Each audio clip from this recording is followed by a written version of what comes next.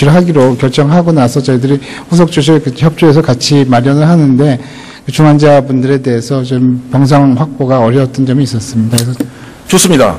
그 이후에 남은 환자들이 4분입니다. 그 4분들은 수도권에 있는 다른 병원으로 전원이 됐습니다. 그런데 이분들은 이 휴업이 된 성모병원에서 사흘 넘도록 기다리고 있었습니다. 그분들을 관리했던 의료진들은 이미 감염이 예상이 돼서 격리 조치를 받았어야 되는 분들인데 그분들이 음성 판정을 받은 이 응급 환자들을 돌보고 있었단 말이에요. 이게 장관께서 갖고 계신 매뉴얼이에요? 아니, 대답해 보세요. 네, 그런데 문제가 있었던 것 같습니다. 이게 바로 정부가 갖고 있던 대책이라는 것의 민낯이라는 겁니다, 이게. 다음은 성모병원 방문자 전수조사에 대해서 묻겠습니다. 지난 5일 장관께서 평택 성모병원을 공개하셨죠? 예. 그리고 5월 15일부터 29일까지 이 병원에 방문한 사람들한테 자진신고를 요청했습니다. 맞습니까? 예. 이 문제가 혼란 없이 잘 진행되고 있습니까? 저희들 지금 콜센터에서 연락을 받고 지금 관리하고 있는 것으로 지금 보고를 받고 있습니다. 잘 진행되고 있냐고요? 예, 어제 보고 됐습니다. 오늘 지금 어떤 상황인지 제가 여기 나와서 아직 파악을 못하고 있습니다.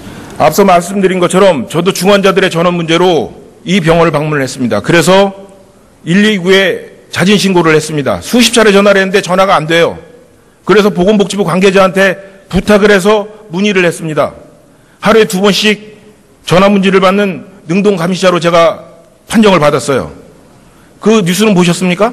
예, 맞습니다. 그런데 이틀 뒤에 보건소에서 전화가 옵니다. 자가격리하라고.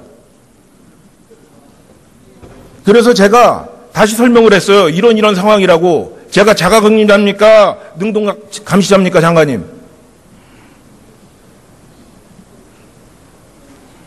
네? 제가 능동감시자예요? 아니면 자가격리자입니까? 거기에 대해서는 아마 보건소에서 좀 더 강화해서 관리를 하려고 하다 보니까는 그렇게 말씀드린 것 같습니다. 제가 일선에 있는 공무원들이 무슨 죄예요? 보건복지부에서 그런 지침을 제대로 못 내리니까 이런 현상이 벌어지는 거 아닙니까? 보건복지부가 현장의 상황도 제대로 모른 채 일방적으로 다듬어지지 않는 계획을 발표를 하니까 일산 지자체에 있는 사람들하고 보건소는 어찌할 바를 모르는 거 아니에요? 현재 보건소하고 상당히 같이 협조해서 저희도 체계를 운영하고 있습니다. 좋습니다. 다음 확진 환자 정보 관리에 대한 문제를 이야기하겠습니다. 지난 6월 1일 평택 쌍용자동차 직원이 확진자로 판정받았는지 여부를 확인해달라는 지역 주민들의 전화를 받았습니다. 복지부 대책반에 그 사실을 물었습니다. 돌아오는 답변이 아직 직장은 파악을 못하고 있답니다. 확진자가 발생을 하면 직장, 동선 이런 것부터 파악해야 되는 거 아닙니까? 물론입니다. 그러면 장관님의 매뉴얼 속에는 그게 물론이라고 대답을 하셨는데 왜 현장에선 이루어지지 않는 겁니까?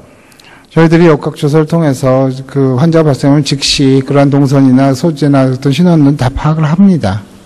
그렇죠? 네. 제가 이제 그 상황, 뒤에 상황을 말씀을 드릴게요. 실제로 당일날 보건당국은 침묵하고 있었습니다. 아직 직장은 모르겠다고. 그런데 쌍용자동차가 직접 나서서 회사 내에 확진자가 있다. 접촉자들은 격리 조치에 들어갔다. 안전교육을 실시했다라고 발표를 했어요. 정부는 모르는데 시민들은 이미 알고 불안에 떨고 정부가 아닌 쌍용차의 발표를 듣고서야 평택 시민들은 사실관계를 확인할 수 있었던 겁니다. 정부가 이게 바로 정부가 갖고 있는 매뉴얼이라는 것의 현 주소예요. 정부가 말을 안 했을 수 있겠습니다만은 파악을 못했다는 거 제가 다시 한번 확인해 보겠습니다만 제가 지금 파악을 했는지 안 했는지를 묻는 게 아니라 시민들께서 정부가 아는 것보다 훨씬 빨리 알고 있고 그 사실을 확인을 원하는데 정부는 확인을 안 해주고 그걸 비공개로 여태까지 유지해온 거 아닙니까? 그 점에 대해서 제가 문제를 지적하는 거예요. 그 점에도 말씀드렸습니다만은 그 분의 어떤 개인적인 신상을 공개하기는 문제가 있다고 생각합니다. 좋습니다. 다음 휴업 조치와 관련된 문제입니다. 6월 1일 성모병원 인근의 초등학교 학생이 고열로 결석을 했습니다. 그 다음 상황이 어떻게 됐을 것 같아요?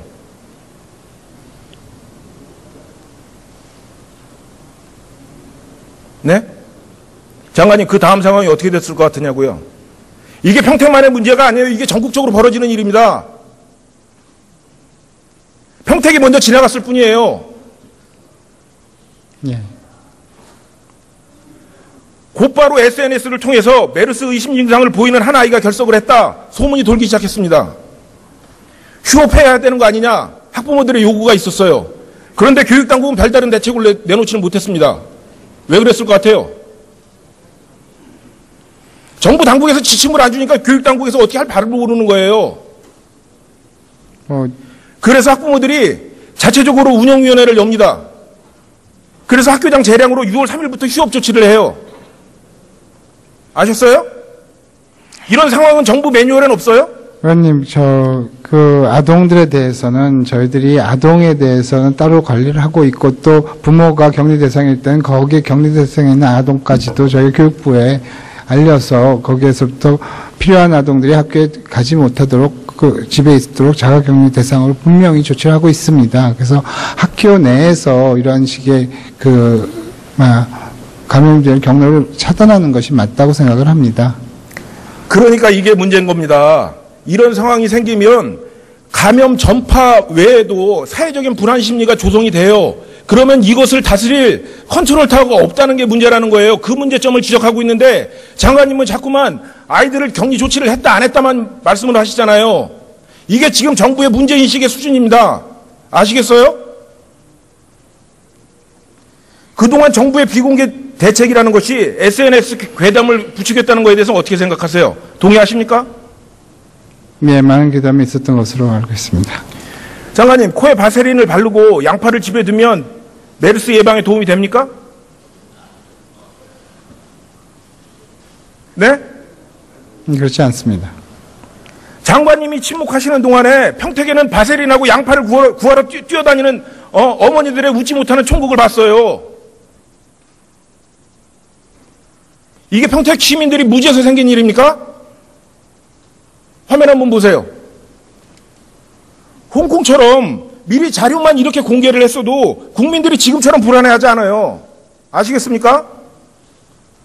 장관님 들어가셔서 좋습니다. 하기로 결정하고 나서 저희들이 후속 조치를 협조해서 같이 마련을 하는데 중환자분들에 대해서 좀 병상 확보가 어려웠던 점이 있었습니다. 그래서 좋습니다. 그 이후에 남은 환자들이 4분입니다. 그 4분들은 수도권에 있는 다른 병원으로 전원이 됐습니다. 그런데 이분들은 이 휴업이 된 성모병원에서 사흘 넘도록 기다리고 있었습니다. 그분들을 관리했던 의료진들은 이미 감염이 예상이 돼서 격리 조치를 받았어야 되는 분들인데 그분들이 음성 판정을 받은 이 응급 환자들을 돌보고 있었단 말이에요. 이게 장관께서 갖고 계신 매뉴얼이에요? 아니, 대답해 보세요. 네, 그런데 문제가 있었던 것 같습니다. 이게 바로 정부가 갖고 있던 대책이라는 것의 민낯이라는 겁니다, 이게. 다음은 성모병원 방문자 전수조사에 대해서 묻겠습니다. 지난 5일 장관께서 평택 성모병원을 공개하셨죠? 예. 그리고 5월 15일부터 29일까지 이 병원에 방문한 사람들한테 자진신고를 요청했습니다. 맞습니까? 예. 이 문제 보건소에서 좀 더 강화해서 관리를 하려고 하다 보니까는 그렇게 말씀드린 것 같습니다. 제가 일선에 있는 공무원들이 무슨 죄예요? 보건복지부에서 그런 지침을 제대로 못 내리니까 이런 현상이 벌어지는 거 아닙니까? 보건복지부가 현장의 상황도 제대로 모른 채 일방적으로 다듬어지지 않는 계획을 발표를 하니까 일산 지자체에 있는 사람들하고 보건소는 어찌할 바를 모르는 거 아니에요? 현재 보건소하고 상당히 같이 협조해서 저희도 체계를 운영하고 있습니다. 좋습니다. 다음 확진 환자 정보 관리에 대한 문제를 이야기하겠습니다. 지난 6월 1일 평택 쌍용자동차 직원이 확진자로 판정받았는지 여부를 확인해달라는 지역 주민들의 전화를 받았습니다. 복지부 대책반에 그 사실을 물었습니다. 돌아오는 답변이 아직 직장은 파악을 못하고 있답니다. 확진자가 발생을 하면 직장, 동선 이런 것부터 파악해야 되는 거 아닙니까? 물론입니다. 그러면 장관님의 매뉴얼 속에는 그게 물론이라고 대답을 하셨는데 왜 현장에선 이루어지지 않는 겁니까? 저희들이 역학조사를 통해서 혼란 없이 잘 진행되고 있습니까? 저희들 지금 콜센터에서 연락을 받고 지금 관리하고 있는 것으로 지금 보고를 받고 있습니다. 잘 진행되고 있냐고요? 예, 뭐 어제 보고됐습니다. 오늘 지금 어떤 상황인지 제가 여기 나와서 아직 파악을 못하고 있습니다. 앞서 말씀드린 것처럼 저도 중환자들의 전원 문제로 이 병원을 방문을 했습니다. 그래서 129에 자진 신고를 했습니다. 수십 차례 전화를 했는데 전화가 안 돼요. 그래서 보건복지부 관계자한테 부탁을 해서 문의를 했습니다. 하루에 2번씩 전화 문의를 받는 능동감시자로 제가 판정을 받았어요. 그 뉴스는 보셨습니까? 예, 맞습니다. 그런데 이틀 뒤에 보건소에서 전화가 옵니다. 자가격리하라고. 그래서 제가 다시 설명을 했어요. 이런 상황이라고. 제가 자가격리자입니까? 능동감시자입니까, 장관님? 네? 제가 능동감시자예요? 아니면 자가격리자입니까? 거기에 대해서는 아마 그 환자 발생하면 즉시 그러한 동선이나 소재나 어떤 신원은 다 파악을 합니다. 그렇죠? 네. 제가 이제 그 상황, 뒤에 상황을 말씀을 드릴게요. 실제로 당일날 보건당국은 침묵하고 있었습니다. 아직 직장은 모르겠다고. 그런데 쌍용자동차가 직접 나서서 회사 내에 확진자가 있다. 접촉자들은 격리 조치에 들어갔다. 안전교육을 실시했다라고 발표를 했어요. 정부는 모르는데 시민들은 이미 알고 불안에 떨고 정부가 아닌 쌍용차의 발표를 듣고서야 평택 시민들은 사실관계를 확인할 수 있었던 겁니다. 정부가 이게 바로 정부가 갖고 있는 매뉴얼이라는 것의 현 주소예요. 정부가 말을 안 했을 수 있겠습니다만은 파악을 못했다는 건 제가 다시 한번 확인해 보겠습니다만 제가 지금 파악을 했는지 안 했는지를 묻는 게 아니라 시민들께서 정부가 아는 것보다 훨씬 빨리 알고 있고 그 사실을 확인을 원하는데 정부는 확인을 안 해주고 그걸 비공개로 여태까지 유지해온 거 아닙니까? 그 점에 대해서 제가 문제를 지적하는 거예요. 그 점에 대해 말씀드렸습니다만은 그 분의 어떤 개인적인 신상을 공개하기는 문제가 있다고 생각합니다. 좋습니다. 다음 휴업 조치와 관련된 문제입니다. 6월 1일 성모병원 인근의 초등학교 학생이 고열로 결석을 했습니다. 그 다음 상황이 어떻게 됐을 것 같아요?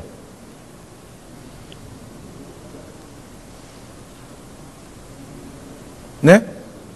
장관님, 그 다음 상황이 어떻게 됐을 것 같으냐고요? 이게 평택만의 문제가 아니에요. 이게 전국적으로 벌어지는 일입니다. 평택이 먼저 지나갔을 뿐이에요. 예. 곧바로 SNS를 통해서 메르스 의심 증상을 보이는 한 아이가 결석을 했다. 소문이 돌기 시작했습니다. 휴업해야 되는 거 아니냐. 학부모들의 요구가 있었어요. 그런데 교육당국은 별다른 대책을 내놓지는 못했습니다. 왜 그랬을 것 같아요? 정부 당국에서 지침을 안 주니까 교육당국에서 어떻게 할 바를 모르는 거예요. 그래서 학부모들이 자체적으로 운영위원회를 엽니다. 그래서 학교장 재량으로 6월 3일부터 휴업 조치를 해요. 아셨어요? 이런 상황은 정부 매뉴얼에는 없어요? 의원님,